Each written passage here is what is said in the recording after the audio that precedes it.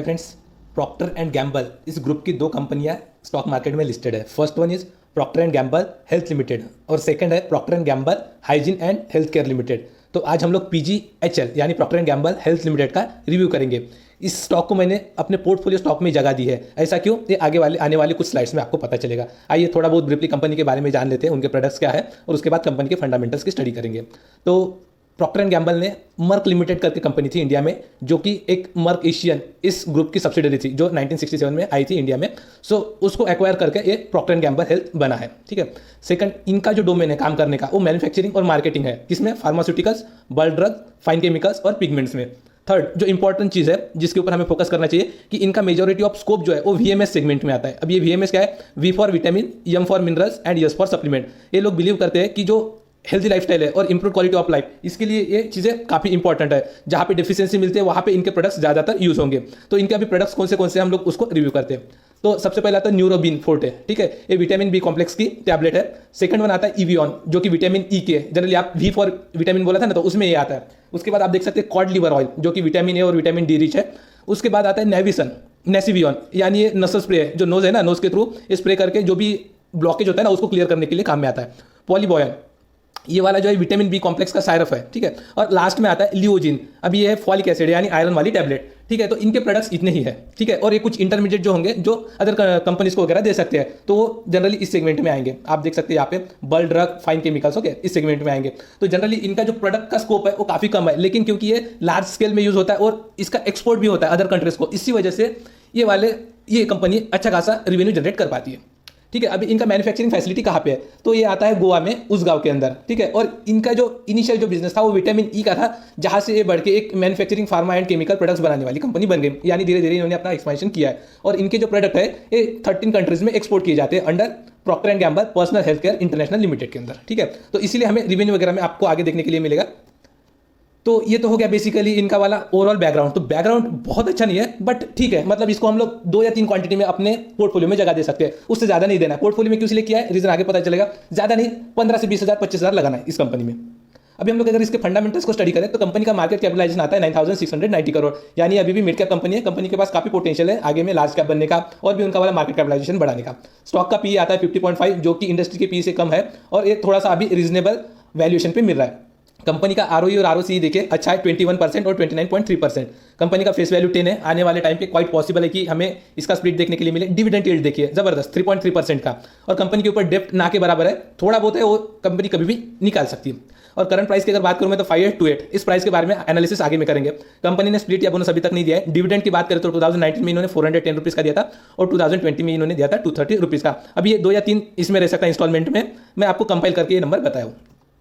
अगर हम लोग फाइनेंशियल पैरामीटर की बात करें, इनके रिजल्ट्स कैसे रहे, तो आप ओवर द इयर्स देख सकते हैं 2010 से लेकर 2020 में। ओके, सो यहाँ पे इनके रिवेन्यू देखिए, मतलब सेल्स देखिए 500 करोड़ से बढ़ के हुए 1356 करोड़। ठीक है, यानी यहाँ पे हम लोग बोल सकते हैं 2.5 टाइम्स की जंप है। ऑपरेटिंग प्रॉफिट की अगर बात करें तो 60 से बढ़ के 319 करोड़ हुए, यानी यहाँ पे मोर देन 5 टाइम्स की जंप है। और नेट प्रॉफिट जो कि किसी भी कंपनी के लिए या फिर स्टेक होल्डर के लिए इंपॉर्टेंट होता है, वो 63 करोड़ से बढ़ के हुआ है 2020 में 254 करोड़। अभी इस साल के रिजल्ट आने बाकी है और कोविड ने हिट किया, इसलिए मैं इसके साथ कंपेयर नहीं कर रहा हूँ। ठीक है, तो ये बढ़ के 63 से हुए 254 करोड़, यानी ये भी हम लोग बोल सकते हैं कि 5 टाइम्स के आसपास, 4 to 5 टाइम्स के आसपास की जंप है। और इसके अगर सेल्स ग्रोथ की बात करें जो अभी हम लोगों ने देखे, तो जनरली 10 ईयर्स में 11% का CAGR मेंटेन किया इन्होंने, 5 ईयर्स में 9 का और 3 ईयर्स में 11% का, यानी एवरेज में अगर बात करें तो 10% के सेल्स ग्रोथ इनके कंसिस्टेंट है लास्ट 10 ईयर से। और प्रॉफिट ग्रोथ की अगर बात करें तो 15% for last 10 year, for last 5 years it is 43% and for last 3 years it is 48%, यानी ईयर ऑन ईयर बेसिस पे कंपनी ने अच्छा खासा प्रॉफिट ग्रोथ जनरेट किया, यानी ये अपने एक्सपेंसेस कम करके प्रॉफिट को ज्यादा एक्सट्रैक्ट कर रही है। ठीक है, और प्रोसेस को भी ऑप्टिमाइज किया होगा, तभी जाकर हमें इस टाइप के ये कंपाउंडेड प्रॉफिट ग्रोथ के रिटर्न्स मिल सकते हैं। अगर स्टॉक प्राइस CAGR की बात करें, रिटर्न्स कैसे दिए, जो शेयर होल्डर के काफी ज्यादा मायने रखता है, तो 10 साल में 26%, यानी हर ईयर इन्होंने 26% का गेन दिया है over that value of that stock at that year. और 5 ईयर्स की अगर बात करें तो 53% और 3 ईयर्स की बात करें तो 43, यानी हमारे क्राइटेरिया जो होता है वो अब वो 20-25 अगर मेंटेन करता है कंपनी, और अगर उसके फंडामेंटल्स अच्छे हैं, बिजनेस अच्छा है, तो हम लोग उसको डेफिनेटली पोर्टफोलियो में जगह दे सकते हैं। तो ये स्टॉक हमारे लिए क्वालिफाई हो जाता है पोर्टफोलियो में इंक्लूड करने के लिए। और ROE भी देखिए 10 ईयर 25, 5 ईयर 31, 3 ईयर 38, यानी जबरदस्त तरीके से इन्होंने रिटर्न ऑन इक्विटी भी जनरेट की है। और लास्ट ईयर 21% है, जो कि फॉल है ड्यू टू कोविड।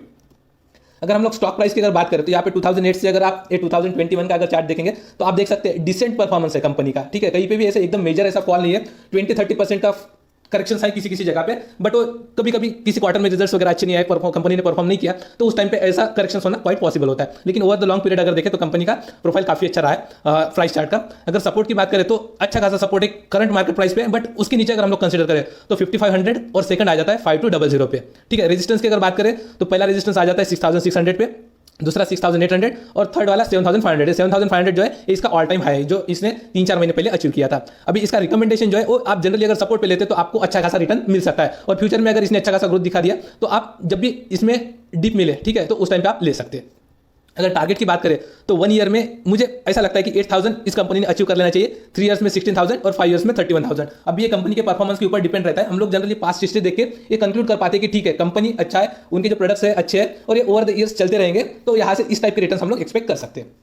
अगर मैं कुछ एनालिसिस करूं इस प्राइस चार्ट के बारे में, ठीक है, तो यहाँ पे आप देख सकते हैं ये जो कैंडल बनी थी ना, ये वाली, यहाँ पे कंपनी के रिजल्ट्स आए थे, यहाँ पे रेजिस्टेंस जोन में काम कर रहा था। अगर रिजल्ट्स अच्छे आए होते तो डेफिनेटली ये स्टॉक आज की डेट में 7000 पे हमें देखने के लिए मिलता, लेकिन लास्ट क्वार्टर के रिजल्ट ठीक नहीं आए। क्यों? क्योंकि कोविड की वजह से इनका सप्लाई चेन डिस्टर्ब हुआ है, ठीक है। सेकंड चीज, जो इनके प्रोडक्ट है वो थोड़ा कम यूज हो रहे हैं, क्योंकि लोग ज्यादातर मेडिकल या फिर बोल सकते हैं कि हॉस्पिटल में जा नहीं रहे अपने हेल्थ के लिए, क्योंकि कोविड का जो डर बैठा हुआ है ना मन में, तो उसके वजह से घर पे ही छोटा मोटा ट्रीटमेंट लेके लोग शांत है। इसकी वजह से इनके सेल्स में फर्क पड़ा है, ठीक है। तो जैसे ही क्वार्टर के नंबर्स खराब आए उस दिन ये स्टॉक गिर के कुछ 59 या 58 मतलब 5800 या 5900 इसके बीच में ये क्लोज हुआ था, ठीक है। वहां से फिर थोड़ा बहुत हमें और 3-4 दिन तक इसमें वीकनेस देखने के लिए मिली। फिर एक टाइम पे इसमें अच्छा खासा 5700 समथिंग 80 रुपीज वगैरह से एक अच्छा खासा हमें पॉजिटिवनेस देखने के लिए मिला, फिर दोबारा से और थोड़ा थोड़ा जो है वीकनेस है। तो इसमें अभी हमें करना क्या है, ठीक है। अगर ये स्टॉक जो है ये 5780 रुपीज के अगर नीचे जाने के लिए ट्राई करता है तो फिर आपको क्वांटिटी बाय नहीं करनी है, आपको वेट करना है 5500 लेवल का। और अगर ये स्टॉक अभी अगर 6000 की तरफ अगर चल दिया, ठीक है, मतलब 6000 की तरफ जाने की कोशिश अगर कर रहा है स्टॉक, तो डेफिनेटली आप ले सकते हैं। इसका मतलब है कि जो भी निगेटिव सेलर है इससे निकल गए और पॉजिटिव की तरफ अभी ये स्टॉक जाने के लिए देखने के लिए मिल सकता है, ठीक है। और आने वाले क्वार्टर में ये स्टॉक मुझे नहीं लगता ऑल टाइम हाई तक तो जाएगा, बट क्वाइट पॉसिबल है कि नेक्स्ट 1-2 क्वार्टर में जब कंपनी के अगर रिजल्ट्स अच्छा आ जाएंगे तो ये स्टॉक 7200 की तरफ हमें देखने के लिए मिल सकता है। आप ये इन लेवल को याद रखिए, ठीक है। अभी सेकंड चीज जो भी हमें मतलब पहला क्राइटेरिया तो सेटिस्फाई हो गया कि पोर्टफोलियो में इंक्लूड कर सकते हैं क्या प्रमोटर और एफआईआई की होल्डिंग अच्छी इस कंपनी में, तो जी हाँ, प्रमोटर के पास 51.82% का स्टेक है, डीआई के पास 11.47 का, एफआईआई के पास 6.71 का, और पब्लिक यानी रिटेलर्स के पास ये स्टेक आता है 30% का। तो शेयर होल्डिंग भी डिसेंट है, ठीक है। अभी आते हैं मुद्दे की बात पे कि हम लोग अगर इसमें इन्वेस्ट करते हैं तो हमें कितने रिटर्न्स मिल सकते हैं। तो अगर हम लोग एक कैलकुलेशन करें ना 5 इयर्स की अकॉर्डिंगली अगर 53% का, तो काफी जबरदस्त रिटर्न निकल के आता है। 10 इयर्स के अकॉर्डिंगली अगर पकड़ेंगे तो थोड़ा कम रिटर्न मिलेगा। अभी मेरा इस कंपनी की तरफ से एक्सपेक्टेशन क्या है, इनके जो सेगमेंट है ये प्रोडक्ट्स थोड़ा बहुत और अपने लॉन्च करने हैं, ठीक है, जहां से इनके सेल्स में और ज्यादा इफेक्टिवनेस आ सके, मतलब सेल्स बढ़ जाए, ठीक है। सेकंड चीज, ये अपना एक्सपोर्ट के ऊपर कॉन्सेंट्रेट करके थोड़ा बहुत और एक्सपोर्ट बढ़ा के अर्निंग्स बढ़ा दे। अगर ये दो चीजें अगर ये कंपनी आने वाले 5 से 10 सालों में करती है ना, तो कंपनी डेफिनेटली 43% का सीएजीआर तो डेफिनेटली मेंटेन करेगी स्टॉक प्राइस सीएजीआर ग्रोथ में। मतलब अगर आपका सेल्स ग्रोथ प्रॉफिट ग्रोथ बढ़ जाता है तो डेफिनेटली कंपनी अच्छा परफॉर्म करे तो लोग पैसा लगाएंगे, कंपनी का वैल्यूएशन थोड़ा प्रीमियम हो जाएगा और रिटर्न अच्छे मिलेंगे। तो अगर हम लोग कंसिडर करते हैं कि 20,000 अगर आप 10 साल के लिए लगाते हैं तो उस टाइम पे आपका अमाउंट आ जाएगा 2,75,716 रुपीज। और अगर आप इसी को अगर नेक्स्ट 10 ईयर के लिए होल्ड करते तो ये अमाउंट आपका 20 लाख 30 लाख 40 लाख के घर में चला जाएगा। तो आप जितना लॉन्ग में कंपनी को होल्ड कर सकते हैं आप होल्ड करिए, आप रिटर्न को मत देखिए मतलब मुझे 10% 10 टाइम्स मिल गया मैं ठीक है अभी एग्जिट हो जाता हूँ ना। आप अपने जो टारगेट्स रखे हुए ना कि नहीं मैंने इस शेयर में किस लिए इन्वेस्ट किया हुआ है, ठीक है, मुझे घर खरीदना है, मुझे प्लॉट खरीदना है, मुझे ये बनवाना है, तो आप उस टारगेट को अचीव होने के बाद इस शेयर से निकल जाइए, ठीक है। मैं इसी शेयर की नहीं बात कर रहा हूँ, मैं किसी भी शेयर की बात कर रहा हूँ। अगर वो शेयर अच्छा है आपने इन्वेस्ट किया है तो आप अपने टारगेट अचीव होने के बाद ही लीजिए। आप थोड़ा बहुत जो भी आपको प्रॉफिट मिलेगा उसके ऊपर खुश मत रहिए, आप थोड़ा बेटर एक्सपेक्ट कर सकते हैं ओवर द डिकेड्स, ठीक है। ये इस स्टॉक का एनालिसिस था। इस स्टॉक को आप 2 या 3 क्वांटिटी में लेके अपने पोर्टफोलियो में जगह दे सकते हैं। 10 या 15,000 का मैक्सिमम 20,000 का इन्वेस्टमेंट में आपको एक रिकमेंड कर सकता हूँ। फाइनल डिसीजन आपका रहेगा, आपको जैसे ठीक लगे आप करिए, ठीक है। अभी अच्छे प्राइस पे नीचे में आता है तो 5500 पे आप ले सकते हैं, ऊपर अगर जाते हैं तो डेफिनेटली करंट मार्केट प्राइस पे आप ले लीजिए यानी 6000 के आसपास। Thanks for watching this video. If you like the content please subscribe to this channel.